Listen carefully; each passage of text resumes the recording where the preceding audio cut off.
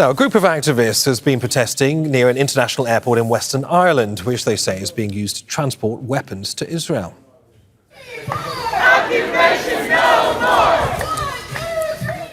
Shannon Airport is regularly used by the US Air Force as a stopover for carrying military personnel and equipment across the Atlantic. The demonstrators say the planes need to be more thoroughly checked for Israel-bound arms. OK, let's speak to Zoe Lawlor, who's the chairperson of the Ireland-Palestine Solidarity Campaign. She joins us now from Shannon in Ireland. A very warm welcome to you. So the Irish government has been very, very vocal in its support for the Palestinians, recently, of course, recognising Palestinian statehood. But when it comes to the use of Shannon Airport, though, you believe there are serious shortfalls. What are you particularly angry about? Well, for years, we've called for an end to the US military use of Shannon Airport in any circumstances. We've also called for inspection of the planes that go through Shannon Airport because we don't know what's on them, and the Irish government takes the US government say so that there's no weaponry on the planes, but especially since the Israel's genocide in Gaza, and the US is an active participant in this genocide. So we want primarily the US military out of Shannon, but at the very least, the very minimum, we want the Irish government to be inspecting the planes.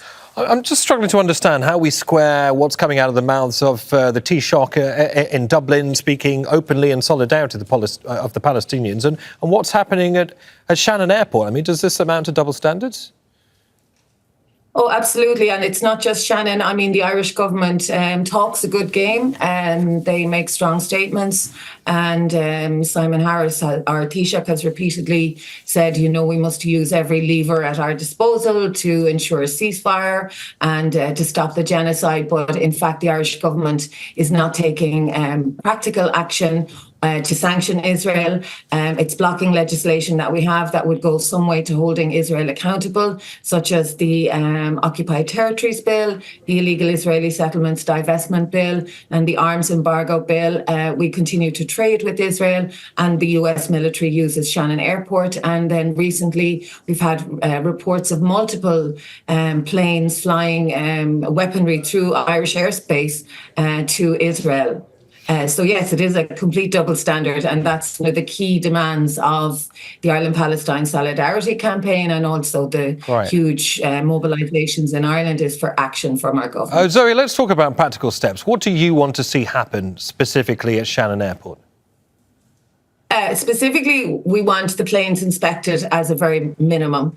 We want the US military not to be using the airport. Like, it's a civilian airport. It's a small airport, and it has been used by the US military for 20 plus years.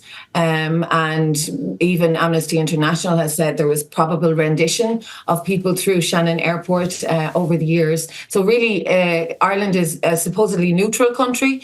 The majority of people in Ireland don't want Shannon Airport used by the US military, and especially now in this genocide. You mentioned Ireland, of course, being a neutral country, as it has been for many, many years. I mean, what is it, though, however, about Irish-American relations that means Irish political parties of most colours have allowed this to continue over the years? What's the political and the financial incentive? Well, I guess on a political level, I mean, we certainly know that it's a very high priority, high cachet, I suppose, for Irish government members to visit the White House on St. Patrick's Day, despite our calls for years that they should never do that. They talk about US finance or investment in Ireland, and that this is a barrier towards taking action. But really, I think that's just an excuse, because I think industry does what's profitable, regardless of the political context that they're operating in.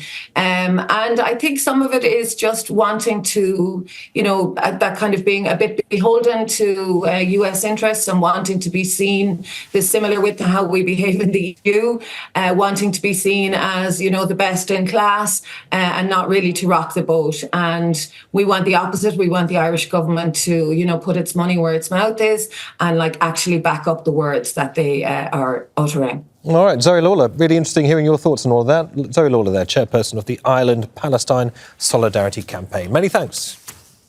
Thank you.